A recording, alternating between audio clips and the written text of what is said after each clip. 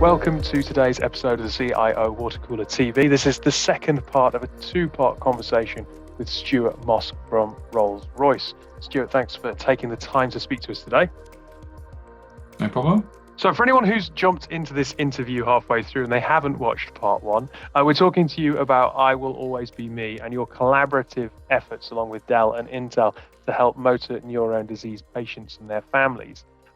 To set some context at the beginning here, what is I Will Always Be Me? So I Will Always Be Me is a hopefully a vehicle to make the process of banking your voice much more easy and sort of friendly for someone who's got motor neurone disease. So I suppose we should maybe uncover what motor neurone disease is for those who don't know. So motor neurone disease is it's a degenerative disease. There's no cure for it. And currently, as we understand it, what it does is it gradually removes your ability to move. And as it progresses up your body, one of the things it will do is it will attack your ability to speak. So you'll lose the dexterity in your voice to be able to actually form words. And eventually, as the disease progresses, you'll lose the ability to speak. So we've been looking at ways to try and address that and make them as accessible as possible to anybody with motor neurone disease. So how does this actually work? Because I assume recording someone saying every single word so that a computer can replicate it is not an option. That would be too large a task. So how does I Will Always Be Me enable you to retain your voice? If we went back a few years ago before we started this project, sort of think prior to COVID lockdown, that sort of time, if you wanted to make this digital copy of the sound of your voice, it would have cost something in the region of about £5,000.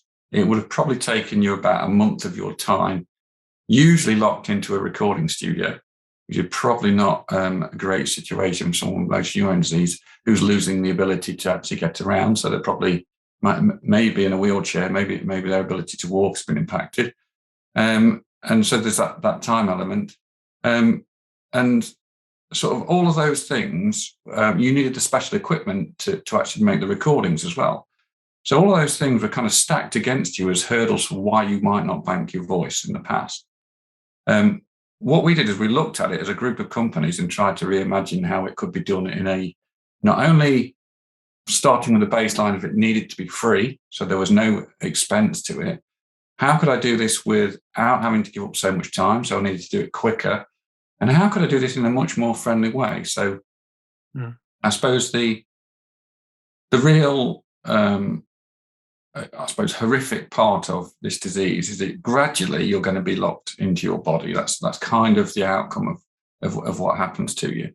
And the first experience that you're kind of asked or suggested to do while you can still speak, your first experience of that kind of solitary confinement is, can you spend a month in a recording studio locked in a small room, in the dark, which is normally what recording studios are like, and do this solitary activity? And we just thought that when you actually speak to people who've done this, it's a pretty horrible way to do this activity, right? So we changed it and we said it shouldn't be an isolated activity. It should be something you do with your family at home. And what we came up with was this thing which was called I Will Always Be Me, which is a book that you can read to your family and friends. And I suppose the other part of it, if you like, is that in the past you would record these sort of sentences. So getting more to the technology side of it, you would be given a range of sentences. I think it was 1,600 sentences that you had to record. And they'd be nonsensical things like the cow jumped over the moon and red lorry, yellow lorry, and that sort of stuff. They didn't have any meaning to the person. And at the end, once you'd done that activity, they'd be thrown away. You were doing it to capture those sounds, fragments of different words, so that the file that results can be used to make any sound. And so you can use it to replicate any word you want to do.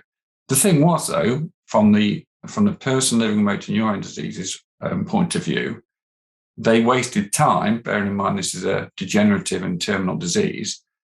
They could have wasted a month of maybe, quite often the diagnosis will come with the horrific news that it could be 18 months you've got left to live.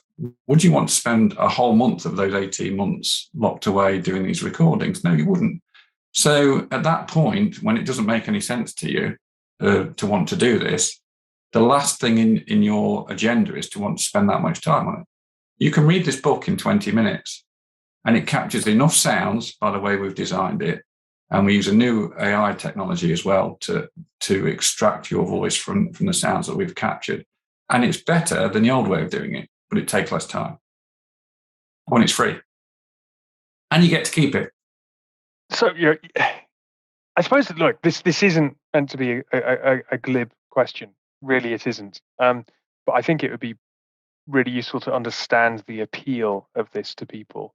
And the genuine feedback that you get from people who've gone through this process, because most people are probably familiar with Stephen Hawking as the highest profile kind of motor neuron disease case, and most people are kind of very familiar with that robotic voice that we immediately associate with Professor Hawking. Yeah. Why does someone's voice matter to them so much, as opposed to that voice in a way became Stephen Hawking's voice? What is the real kind of importance here for the individual and their families? So, as you rightly say, for Stephen Hawking, his voice, it was so identifiable as him. It was, you knew it was him. I think he even had it trademarked. It wasn't his voice. It didn't sound like him, but eventually it became his identity. And for everybody, your voice, your sound of your voice is part of your identity. It's really, really upsetting when you lose that ability to be noticed for your the timbre of your voice, the sound of it. It will, with your accent, it will convey where you're from, your background, that sort of stuff. And as soon as you lose it, it takes away a very big piece of what makes you you. So it's another upsetting thing that happens with the progress of this disease. And so by doing it this new way as well, that a lot of the previous recordings in the old way of recording these sort of meaningless sentences, you were given a sentence that didn't matter to you in any way. And genuinely, the recordings would sound wooden because you would read it in a wooden way. We've made this book so that it's something that you say to your family members. It's actually it's trying to convey your feelings of how it feels to have motor neurone disease. And it ends up being more emotional. As a result, we found that the kind of resulting recording that you get from this has much more emotion in it. And that emotion then actually is a much better file later on. And people think it sounds much more like them. Because you've kind of almost negated, you've counteracted the wooden recordings of old. So we didn't expect that when we set out to do it. We wanted to improve the experience. As a byproduct of improving the experience, we've actually improved the outcome of what you do. And look, if you don't mind me asking, obviously this is something that you've had a personal vested interest in from the beginning. Do you mind me asking why that is? No. So I suppose I should say that my father passed away from motor neurone disease on Christmas Day in 2014. And for him, he was a social worker, and his job relied on him. On his voice. He spoke to people and represented people who couldn't speak for themselves in a lot of different situations. So it was, particularly crushing for him when he lost his ability to speak, because that was kind of, the tool of his trade. That was the thing he prided himself on. And so I suppose the other side of it, though, is that in innovation, I really believe the best innovation comes from unexpected places. The people you wouldn't expect to make these leaps forwards, like, for example, voice banking has always been seen as a medically driven issue, not necessarily a tech industry type thing. And I suppose the other side of that is to actually achieve stuff, you need a lot of collaboration. And we just took all of those elements and put them into a pot and said, let's try this experiment and see where we get to. And now we've got I Will Always Be Me. So if you go to iwillalwaysbeme.com, anyone with motor neurone disease in the UK can now record their voice in 20 minutes, and it's all free, which And look, as an outcome is quite staggering. Yeah, look, it's incredible work, and this is very much about getting that message out there. Obviously, you've just mentioned the web address there, and again, it's not like someone needs to go out and buy special equipment. This is something that they can do using their laptop, using their tablet, just to make sure that that's really clear to people. It works on any device. So you could use your phone if you wanted to. You could use a tablet, a PC, whatever you like. As long as you can get to the website, you can record your voice. Look, Stuart, it's been fascinating to talk to you. Thank you for sharing that personal story as well as why this matters.